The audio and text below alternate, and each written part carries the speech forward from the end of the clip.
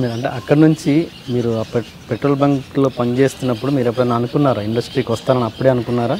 చిన్నప్పటి నుంచి మా నాన్నగారు రైటర్ అవ్వాలనుకున్నారు, ఆయన అవలైపోయారు.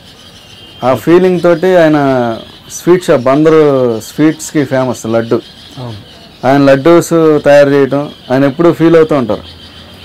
నేను అవలైపోయినాను, అది నా చిన్నప్పటి నుంచి కొరత ఉండేది. ఆయన డ్రీమ్ నేను సక్సెస్ చేయాలని చెప్పేసి నేను హైదరాబాద్ బయలుదేరే టైంలో మా నాన్నగారు ఆపారు. రఘుపతి వెంకయ్య నాయుడు గారు ఇక్కడే పుట్టారు నాన్న, బందర్లో. మీకు రత్నబాబు గారు పుట్టింది, రఘుపతి వెంకయ్య నాయుడు అనుకోండి. నా పేరు కూడా మార్చుకుంటున్నాను, డైమండ్ రత్నబాబు. నన్ను నమ్మండి, నేను సక్సెస్ అయ్యే మళ్ళీ వస్తానని చెప్పి మా మేనమామ చక్రధర్ గారని సంగీతం చక్రవర్తి సహాయకులు కృష్ణ చక్ర అని ప్రతి సినిమా పాడు, అందులో చక్రధర్ అని మా మేనమామ. ఆయన చెన్నైలో ఉంటే ఆయన దగ్గరికి వెళ్ళా, ఇలా మావయ్య నేను ఇండస్ట్రీకి వస్తున్నాను, ఏమన్నా హెల్ప్ చేయాలి. ఆయన 3 లెటర్స్ రాసి రాజ్కోటికి, కోటి గారికి, వందే మాతరం శ్రీనివాస్ గారికి, కీరవాణి గారికి, ఈ 3 లెటర్స్ పట్టుకుని అబ్బా మనం ఎరగదీసేద్దాం, ఇండస్ట్రీ ఎంత ఈజీయా అని బయలుదేరు. ఆయన కలవడానికి 3 నెలలు పట్టింది. ఆయన కలిసిన తర్వాత నాకు తెలిసింది ఏంటంటే ఈ 3 కాగితాలు 4 గీసుకోవడానికి కూడా పనికిరావని. ఏ ఒక్కరూ నాకు హెల్ప్ చేయరు.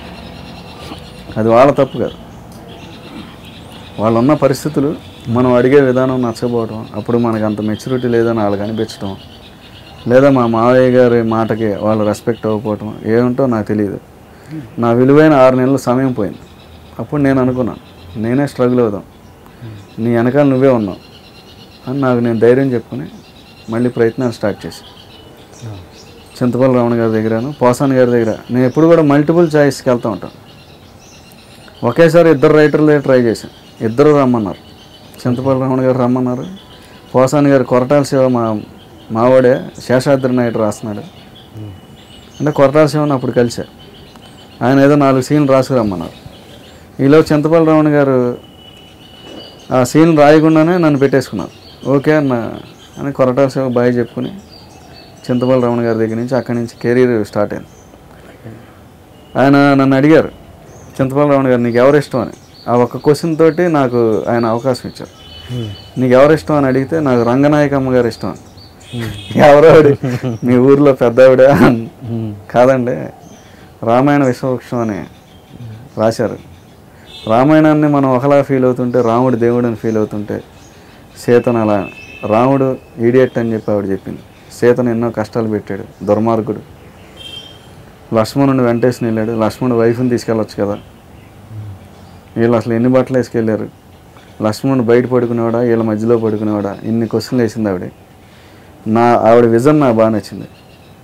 అలాగే నా దగ్గర ఒక కథ వస్తే ఈ కథలో సీన్స్ ఈ యాంగిల్లో ఆలోచించాలా, ఆ యాంగిల్లో ఆలోచించాలా, రివర్స్ వేలో వెళ్ళాలి.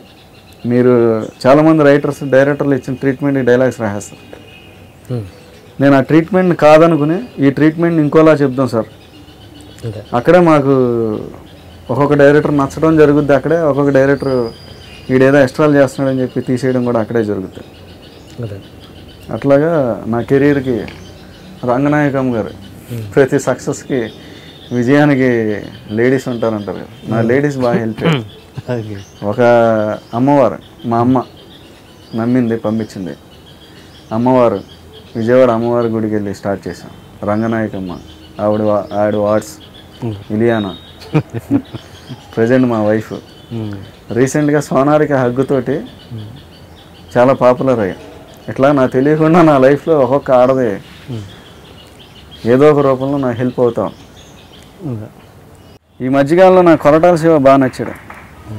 ఒక ఎన్టీఆర్ దొరికితే 4 ఫైట్లు 4 సుమోలు లేపి, రే మా బ్లడ్ తెలుసా, నా బ్లడ్కో చరిత్ర ఉంది, నీ బ్లడ్కి ఏముందిరా బ్లడీ ఫూల్ అని అవి చెప్పకుండా మొక్కలు పెంచమంటున్నాడు. ఇది ఒక రేర్ మొక్క అంటున్నాడు, దీనివల్ల ముంబై మొత్తానికి ఆక్సిజన్ వస్తుంది అంటున్నాడు, భూమి మీద అందరం టెనెంట్స్ అంటున్నాడు. మన కొత్తగా ఆలోచిస్తున్నాడు.